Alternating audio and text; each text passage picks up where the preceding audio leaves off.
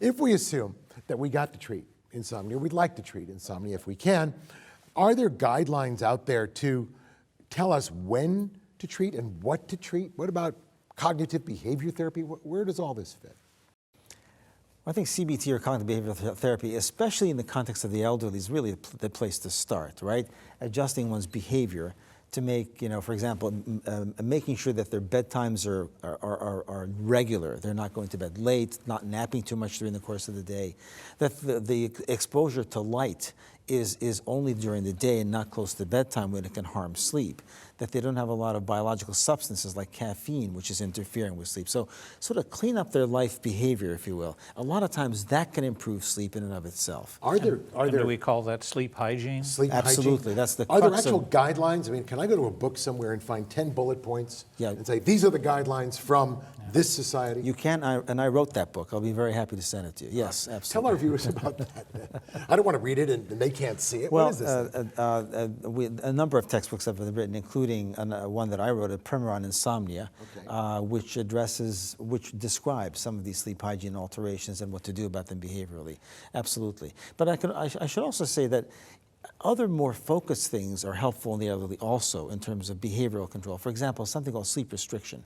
The elderly tend to fragment their sleep by waking up and sleeping throughout the day. And what we found is that if we restrict the time that they spend in bed, their sleep at night becomes more efficient and more productive as opposed to having more insomnia. So so these are some behavioral changes in the way they sleep can really help them sleep better. All right, what about now, because people are focused on medication, right? They've heard all this, restrict your sleep, go to bed at the right time, don't stay in bed too long, try not to nap, don't take too much coffee, and they go, poppycock, I want a pill.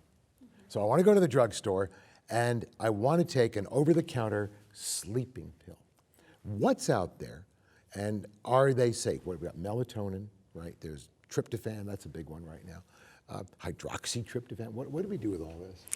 Well, I think the first thing, especially when we're working with older adults, it's really important to look at, as was mentioned, their existing medications first. But if they want a pill to address the sleep and they're going to start self-treating, we always recommend they talk with their providers first to make sure that there's nothing medically going on. But if they say, I really want something, I think it's really important to look at the risk versus benefit.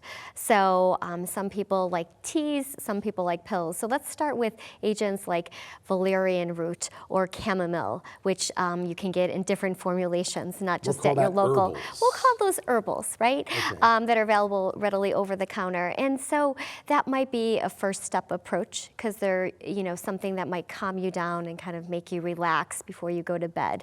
And that might be safer than using something like diphenhydramine, right? And we find those preparations which have more of those anticholinergic properties, which can make you potentially more confused. So you've got this vicious cycle of giving something that might make you confused on top of being at risk for being confused.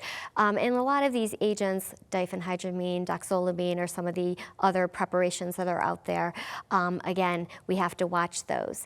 The thing that we have families and patients asking about is melatonin. You ask about that, and there's lots of different doses of melatonin. So if you're going to try melatonin, it's not a quick fix, right, is what we find in terms of potentially using melatonin. So sometimes there's misperceptions and misunderstandings about the value of over-the-counters because some of them might make you sleepy right away. Some of them you need to take on a regular basis to really get the full benefit.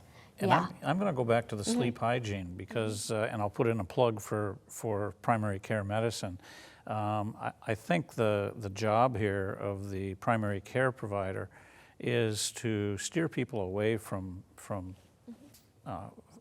pills, like you say. If somebody asks for a pill, the analogy is for antibiotics.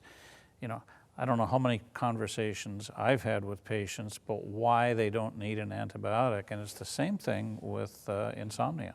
Okay, but it occurs to me, you, at least part of your life was lived in a part of the country, north in Alaska, where sometimes the day was 24 hours. And the day-night cycle that we come to associate with sleep is disrupted. How do you deal with all of that? As the days grow longer, shorter, does that affect sleep?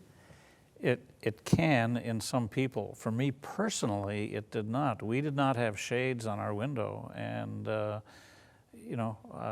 slept when it was daylight. And we didn't really touch on the tryptophans, by the way. I don't want to leave without Oh, talking about no. Yeah, there's lots of, I mean, we're just hitting the tip of the iceberg of the various things that could be out there. But tryptophan, we think of our turkey dinner, right? And Thanksgiving coming up, and potentially the role of that agent in terms of helping us to feel more sleepy and improve our sleepiness and maybe our amount of sleep at night. But I caution, because with many over-the-counters, especially herbals, they may not be standardized, and we don't always know what we're getting in terms of the dose and If you go to the consistency. drugstore, you go to the health food store, you buy something in a bottle, and it says, this is this drug, it's not standardized? The herbal products are not necessarily standardized. They're not going through the FDA. Some of them may be checked in terms of some USP standards, but not all the products, especially when you're going to and I deal with various socioeconomic status that we watch cost, and they go to the dollar stores. And there's been consumer reports coming out on what actually are in some of these preparations. And some of them, they've even found prescription-like substances within these preparations, like valerian root. So there definitely is a safety concern, and so I treat any medication, whether it's prescribed or over the counter, especially in older adults, you need to look at it. And really, to Gary's point, is really trying to minimize the self-treatment without that discussion with the providers. Peter, I'm sorry, Nicole, yeah, if I no, could add. please. We think of these agents as being innocuous in nature, but that may not be the case, correct, Nicole? So there was some data suggesting that even melatonin, for example, could increase blood sugar levels and increase insulin resistance in some patients.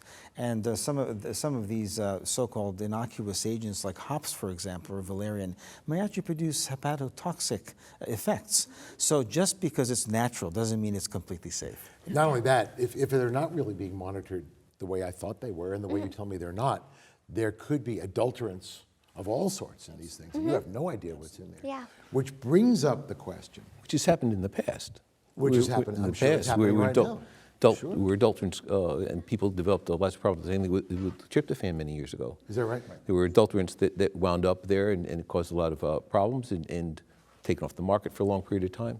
Eosinophilic myalgia syndrome, right? You know, I do remember that.